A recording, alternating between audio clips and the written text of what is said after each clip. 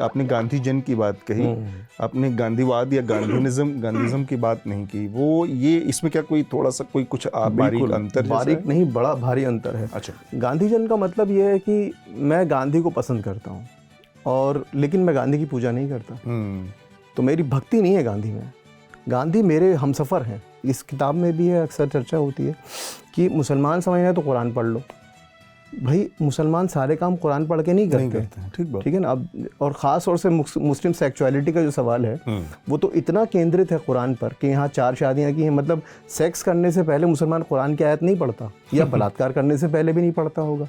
तो ये हमारी जो आधुनिक शिक्षा है उसने हमें जिस तरह से हिंदू मुसलमान का चश्मा दिया है, मैं हमेशा जो मुस्लिम नेस है उसको, उसके दो मुझे लगता है कि 2 कैरेक्टरिस्टिक्स हैं जी, 2 उसकी विशेषताएं हैं। एक मुस्लिम नेस होती है विमर्श के स्तर पर, जहाँ मुसलमान दरअसल दाढ़ी टोपी ये वो उस तरह से मिलता है। हाँ। और दूसरी जो मुस्लिम पहचान है, मुस्लिम नेस है, वो जाति के सवाल पर, मुसलमानों में जाति भी है, वर्ग के सवाल पर वो उस तरह से बिखरी हुई वास्तविकताएं होती हैं जिनसे हमारा जो हमारी रोज़मर्रा के अंदर है। इस्लाम में सुधार तो हुए हैं लेकिन आलोचनात्मक जो क्षेत्र है उसका सीमित हुआ है लगातार। गांधी हमेशा कहते हैं हिंदू कायर हैं और मुसलमान गुंडा है। अब ये सुनने में बड़ी बेतुकी बात लगती है लेकिन इसका जस्टिफिकेशन है। उस किताब में आपका एक चैप्टर है इस्लाम क्या है, मजहब है या सियासत है। अब ये दोनों चीज़ें आज हम देख रहे हैं कि जो सत्ता है हमारी भारतीय जनता पार्टी या जो राष्ट्रीय स्वयंसेवक संघ है, उसका सारा प्रयास है कि जो राजनीति है हमारी वो धर्म से पूरी तरह निर्धारित हो या धर्म ही राजनीति है, ये बात कही जा रही है। आपने इसमें इस्लाम के नज़रिए से एक एनकाउंटर किया है, एक उसको व्याख्या करने की कोशिश की। इसको थोड़ा सा समझाएं कि और साथ में मैं एक डिस्क्लेमर ये लाइन भी डालना चाहता हूँ, क्या हिंदुइज्म में ये अभी न्यू फिनोमेना के तौर पर हम देख रहे हैं या ये सतत हिंदुइज्म में भी उसी तरह से है जैसे इस्लाम के बारे में हम मानते हैं कि बहुत शुरू से इसमें ये चीज़, इस चीज़ का घालमेल सही शब्द हो गया, नहीं मेल मिलाप सही शब्द हो शायद उसके लिए, जो भी ये इस पर बड़ा महत्वपूर्ण सवाल है ये। लेकिन इससे पहले इसमें एक जो इसका पक्ष अवधारणात्मक है उस पर मैं थोड़ा 2 मिनट में बात करना चाहूँगा। हाँ। वो ये है कि ये पूरी जो परिकल्पना है हमारी कि धर्म और राजनीति 2 अलग अलग चीज़ें हैं, ये आधुनिक परिकल्पना है और हमारी ज़िंदगी के अंदर ऐसा होता नहीं है। जैसे ही हम बाहर अगर हम चाहें तो संकुचित कर सकते हैं राज्य और राजनीति के मायने, अगर हम बहुत संकुचित कर दें तो वो संसद और वोट डालने तक सीमित हो जाएंगे। लेकिन राजनीति तो बहुत बड़ी चीज़ है और राजनीति बुरी चीज़ भी नहीं है। हाँ। आमतौर पे देखा ये गया है कि राजनीति के नाम पर जो चीज़ें की जाती हैं वो तकरीबन वो जिसे कहा जाए कि उनमें एक नैतिकता का अभाव होता है। अनैतिक चीज़ों को आप राजनीति कह के चुप हो जाते हैं जबकि वो होती हैं अनैतिक हैं। तो यहाँ पर धर्म से जो मतलब है, इसीलिए गांधी बार बार मेरे लिए बड़ा ये हो जाते हैं। जैसे गांधी जो हैं वो एक जगह पर कहते हैं कि हमारा समाज की सबसे बड़ी खूबी क्या है, भारतीय समाज की, वो ये है कि यहाँ पर 2 ऐसी जो सभ्यताएं हैं जो फली फूली हैं जिनमें कि मूल तौर पे एक बड़ा बुनियादी अर्थ, एक अंतर है। एक जो सभ्यता है उसमें एक विचार है, एक भगवान का, एक अल्लाह है, और दूसरी सभ्यता जो है वो एक ईश्वरवाद में विश्वास नहीं रखती है। सेकुलरिज्म है देश में, उसको कहीं ना कहीं, मतलब ये मेरा अपना वो था कि जो इस देश की दक्षिणपंथी राजनीति है उसको सेकुलरिज्म के बरक्स रख कर और एक तरह का संतुलन साधने की या संतुलित चलने की कोशिश दिखती है मुझे।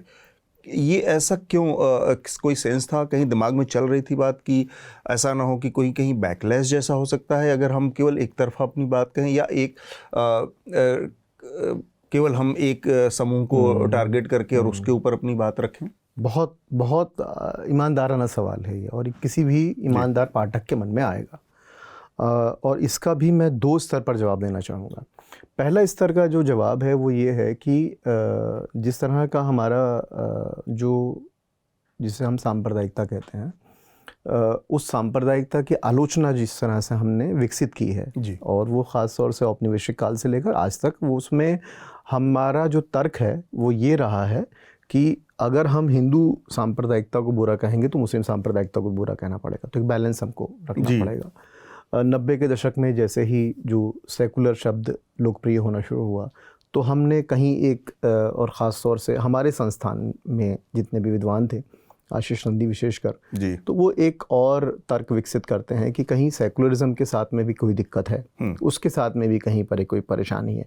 तो ये बड़ा ईमानदाराना सवाल है, लेकिन उसको सेकुलर कहना चाहिए या नहीं कहना चाहिए, हम सब मिलकर साथ रहें, जिसे अंग्रेज़ी में कहा जाता है लिविंग टुगेदर सेपरेटली। जी, ये एक एटीट्यूड है और हमारे अधिकतर सर्वेक्षण, हमारी जितने भी जो हमारे शोध हैं उनमें ये बराबर, और आज भी ये बराबर आ रही है बात जी, कि मैं आपके अंदर नहीं जाऊंगा, आप मेरे अंदर नहीं जाएंगे, लेकिन हम नफरत नहीं करेंगे। मुझे आपकी इज्जत करनी है, आपको मेरी इज्जत करनी है। ये जो एटीट्यूड है इसको हमने कई बार सेकुलरिज्म कह दिया है। इसलिए ये हमारी जो मान्यताएं हैं ये कहीं ना कहीं पर बहुत अभी नज़दीक की मान्यताएं हैं। इनका अपना एक इतिहास है और वो इतिहास बहुत पुराना नहीं है। जैसे 5 पिलर्स ऑफ इस्लाम कहा जाता है कि इस्लाम की 5 बुनियादी हैं अभी, हाँ, नमाज, ज़कात वगैरह। और ये जाहिर सी बात है ये चीज़ें रही हैं, कुरान में हैं, इससे कोई इनकार नहीं कर सकता। लेकिन जिस तरह से जिस बेलौच तरीक़े से इनको हमें परोसा गया है वो बड़ा आधुनिक है, ठीक है। अब इस वजह से हुआ ये है कि मुसलमान भी ये मानते हैं और गैर मुस्लिम भी यही मानते हैं कि इस्लाम जो है वो रिजिड है, वो चेंज नहीं हो सकता। लेकिन मुझे यहाँ पर यही मेरा ये सवाल है, यहाँ देखिए, सुधार और आलोचना 2 अलग अलग चीज़ें हैं। इस्लाम में सुधार तो हुए हैं लेकिन आलोचनात्मक जो क्षेत्र है उसका सीमित हुआ है लगातार। आधुनिक जो इस्लाम है उसमें आलोचना का दायरा बड़ा सीमित है। आप जैसे ही आलोचना, और आलोचना भी 2 तरह की होती है, एक आलोचना जो है वो सकारात्मक है, एक नकारात्मक है। तो सलमान रश्दी टाइप की जो आलोचना है वो नकारात्मक आलोचना है, जिसमें कि आप किसी को कह रहे हैं जैसा भी हो सकता है, हाँ, बस आप उसको कह रहे हैं कि आप खराब हैं। लेकिन सकारात्मक आलोचना जो है, नकारात्मक आलोचना ज़्यादा हुई है। जैसे ऐसा लगता है कि 2 ध्रुव खड़े कर दिए गए। एक ध्रुव जो ये कहता है कि इस्लाम में फ्रीडम ऑफ एक्सप्रेशन नहीं है, और दूसरा जो मुल्लाओं का ग्रुप है वो ये कहता है कि नहीं है।